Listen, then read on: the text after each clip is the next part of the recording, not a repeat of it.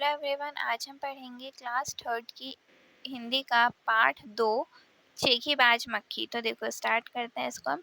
एक था जंगल, उस जंगल में एक शेर भोजन करके आराम कर रहा था। एक जंगल था, उसमें जो एक शेर है वो भोजन करके आराम कर रहा था। इतने में एक मक्खी उड़ती उड़ती वहाँ पे आती है। ये देखो, ये शेर है, ये यहाँ जंगल में आराम कर रहा है और यहाँ पे मक्खी उड़ती उड़ती आती है। शेर ने 2-3 दिन से स्नान नहीं किया था। जो शेर है उसने 2-3 दिन से क्या किया था, नहाया नहीं था। इसलिए मक्खी शेर के कान के पास एकदम भिन-भिन करने लगी।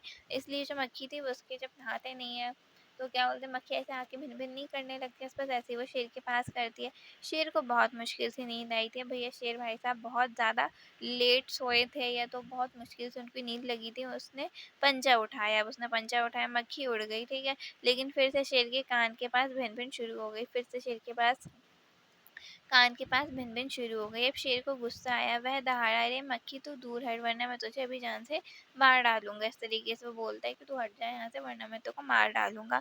मक्खी ने धीरे से कहा, छी छी, जंगल के राजा के मुँह से ऐसी भाषा शोभा नहीं देती कि कोई राजा ये बोल दे कि तू हट जा वरना मैं तेरे को मार दूँगा, तो ये बात किसी को शोभा नहीं देती।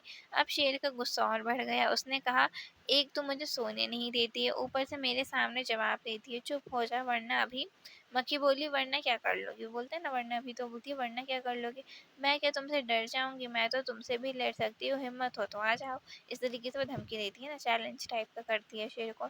शेर जो है वो आग बबूला हो जाता है। उसने कान के पास पंजा मारा, मक्खी तो उड़ गई पर कान ज़रा छिल गया। उसने कान के पास अपना पंजा मारा तो मक्खी जो है वो तो उड़ गई लेकिन कान उसका थोड़ा-सा छिल जाता है। मक्खी उड़कर शेर की नाक पर बैठी तो उसने मक्खी को फिर से पंजा मारा, मक्खी फिर उड़ गई। अब की बार शेर का जो नाक थी वो छिल गई थी। मक्खी कभी शेर के माथे पर बैठती, कभी गाल पर तो कभी गर्दन पर शेर पंजा मारता और खुद घायल हो जाता। मक्खी तो फट से उड़ जाती। अंत में शेर ऊब गया, थक गया। अंत में जो शेर था वो ऊब गया, थक गया। वह बोला, मक्खी बहन अब मुझे छोड़ो, मैं हारा और तुम जीती बस। तो शेर क्या बोलता है कि मक्खी बहन एक काम करो, मुझे छोड़ दो, मैं हार गया, तुम जीत गई। मक्खी घमंड में चूर होकर उड़ती उड़ती आगे बढ़ी। सामने एक हाथी मिला। मक्खी ने कहा, अरे हाथी, मुझे प्रणाम कर, मैंने जंगल के राजा शेर को हराया है, इसलिए जंगल में अब मेरा राज चलेगा। हाथी ने सोचा, इस पागल मक्खी से बहस करने से कोई बात है ना, कोई टाइम नहीं है मेरे पास इतना। तो हाथी ने सूंड ऊपर उठाकर मक्खी को प्रणाम किया और आगे बढ़ गया। सामने से आ रही लोमड़ी ने ये सब देखा। लोमड़ी मंद मंद मुस्काने लगी।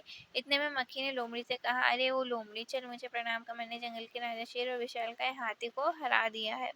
इस तरीके से बोलती है। लोमड़ी ने उसे प्रणाम किया और फिर धीरे से बोली। लोमड़ी वैसे ही चालाक रहती है ना, तो वो क्या बोलती है प्रणाम करके, धन्य मक्खी रानी, धन्य हो, धन्य है आपका जीवन और धन्य है आपके माता पिता। लेकिन मक्खी रानी, उधर वह मकड़ी दिखाई दे रही है ना, ना वह आपको गाली दे रही, क्या बोलती है वो, कि दे रही है ना, वह आपको गाली दे रही थी, उसकी जरा खबर लो। क्या बोलती है, ये तो तुमको गाली दे रही थी। यह सुनकर मक्खी गुस्से से लाल हो उठी। मक्खी बोली, उस मकड़ी को तो मैं चुटकी बजाकर ख़त्म कर दूंगी। मक्खी क्या बोलती है, इसको तो मैं चुटकी बजाकर ख़त्म कर दूंगी। किसको? मकड़ी को, मक्खी को नहीं, ठीक है, मक्खी वो खुद है। यह कहते हुए मक्खी मकड़ी के तरफ झपटी और मकड़ी के जाले में फंस गई। मक्खी जाल से छूटने को जो जो कोशिश करती गई, तो अधिक फंसती गई। अंत में वह थक गई और हार गई। यह देखकर लोमड़ी मन मन मुस्कुराती हुई वहां से चलती बनी। उसको जितना लग रहा था वो सबसे जीत रही है, आखिर में किससे हार गई? मकड़ी से। तो यहाँ पे कंप्लीट हो गई। Thank you.